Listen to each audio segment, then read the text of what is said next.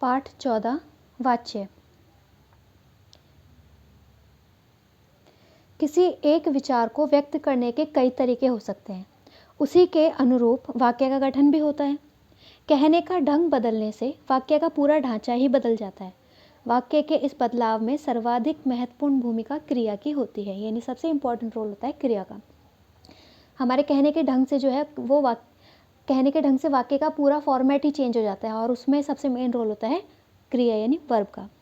शब्द के सभी प्रकारों में क्रिया की सबसे लचीली प्रकृति होती है। सबसे लचीली प्रकृति यानी सबसे ज़्यादा चेंजेस उसमें हो सकते हैं। लिंग, वचन, काल, कारक, पुरुषवाच्य आदि सभी के परिवर्तन का क्रिया के रूपांतरण पर प्रभाव पड़ता है, यानी इन सब की वजह से क्रिया पर असर पड़ता है, इसीलिए सबसे लचीली प्रकृति की होती है। इसी कारण क्रिया के रूपांतरित प्रयोग से एक ही बात को कई ढंग से कहा जा सकता है। वाक्य के अंतर्गत प्रयुक्त क्रिया पर मुख्य रूप से 3 तत्व कर्ता, कर्म और भाव में से किसी एक का आधिपत्य होता है। या तो कर्ता या कर्म या भाव से क्रिया की अनुवृत्ति होती है। जैसे मैं पुस्तक पढ़ता हूँ, पुस्तक मेरे द्वारा पढ़ी जाती है, अब मुझसे पुस्तक नहीं पढ़ी जाती। फर्स्ट सेंटेंस में कर्ता प्रधान है, दूसरे सेंटेंस में कर्म प्रधान है और तीसरे सेंटेंस में भाव प्रधान है। मैं पुस्तक पढ़ता हूँ, पुस्तक पढ़ने का कार्य किसके द्वारा किया जा रहा है? मैं, यहाँ पे करता है मैं, तो कर्ता प्रधान है।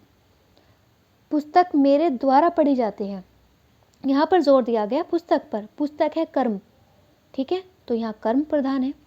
अब यहाँ भाव आया है कि अब मुझसे पुस्तक नहीं पढ़ी जाती, अब ये नहीं किया जाता, वो नहीं किया जा, ये सब क्या है? भाव, ठीक है, तो यहाँ भाव प्रधान है। तो इस प्रकार क्रिया के प्रयोग में कर्ता, कर्म या भाव के अनुसार परिवर्तन होता है। क्रिया के इस प्रयोग को व्याकरण में वाच्य कहा जाता है। क्रिया के जिस रूप से यह बोध हो कि क्रिया का प्रधान विषय कर्ता, कर्म या भाव में से कौन सा है, उसे वाच्य कहते हैं, ठीक है। क्रिया के जिस रूप से पता चले कि क्या प्रधान है, कर्ता, कर्म या भाव, उसे वाच्य कहते हैं, जिसे इंग्लिश में वॉइस कहते हैं, एक्टिव वॉइस, पैसिव वॉइस। इसी तरीके से इसमें होता है कर्तृवाच्य, कर्मवाच्य और भाववाच्य, 3 वाच्य हैं। कर्तृवाच्य में बिल्कुल सिंपल सेंटेंस आपको देखने को मिलेंगे, जैसे बच्चे फुटबॉल खेलते हैं, सिंपल सेंटेंस है। वाक्य का केंद्र बिंदु कर्ता यानी बच्चे हैं। वाक्य में लिंग वचन कर्ता के अनुसार आए हैं, कर्ता है बच्चे, तो खेलते हैं जो क्रिया आई है वो बच्चों के अकॉर्डिंग आई है, ना कि फुटबॉल के अकॉर्डिंग। तो कर्ता तथा क्रिया कर्तृवाच्य में है। अब है कर्मवाच्य। लड़कियों द्वारा गीत गाया जाता है। अब देखो, इसमें वाक्य का केंद्र बिंदु कर्म यानी गीत है, लड़कियों के द्वारा क्या किया जाता है? गीत गाया जाता है, इस पर ज़्यादा जोर दिया जा रहा है कर्म पर, तो कर्म प्रधान। और जो क्रिया है वो किसके अकॉर्डिंग आती है? गाया जाता है। क्या गाया जाता है? गीत। तो क्रिया जो है वो गीत के अकॉर्डिंग आई है ना, गीत के हिसाब से आई है, तो इससे पता चलता है कि इसमें कर्म वाच्य है। अब तीसरा सेंटेंस है बीमार से उठा नहीं जाता। वाक्य में क्रिया का भाव ही मुख्य है, क्रिया का जो भाव है उठा नहीं जाता, यही मेन है ना। यहाँ बीमार से कोई मतलब है क्रिया का, उठा नहीं जाता खुद ही मुख्य भाव है। क्रिया अकर्मक है तथा अन्य पुरुष में प्रयुक्त हुई है। अकर्मक, अकर्मक यानी जिसमें कर्म नहीं होता,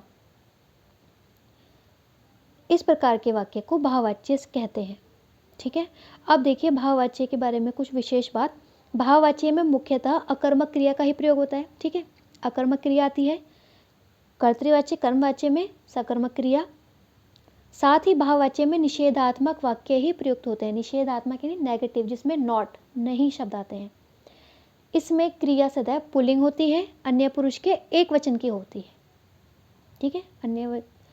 अन्य पुरुष यानी कि वह, वे, ये सब, और उसका भी एक वचन। अब तो वाच्य परिवर्तन है, कर्तृवाच्य से कर्मवाच्य में बदलना, यानी एक्टिव वॉइस से पैसिव वॉइस में कन्वर्ट करना। कर्तृवाच्य में सेंटेंस है मोहित ने सेब खाया, कर्मवाच्य में बदलना है हमें मोहित के द्वारा सेब खाया गया, ठीक है। यहाँ पर खाया किसने खाया? मोहित ने खाया, इसके अकॉर्डिंग आई थी क्रिया। और खाया गया, क्या खाया गया? सेब। अब कर्म के अकॉर्डिंग यहाँ पर क्रिया आई है, तो ये हो गया कर्मवाच्य में परिवर्तन।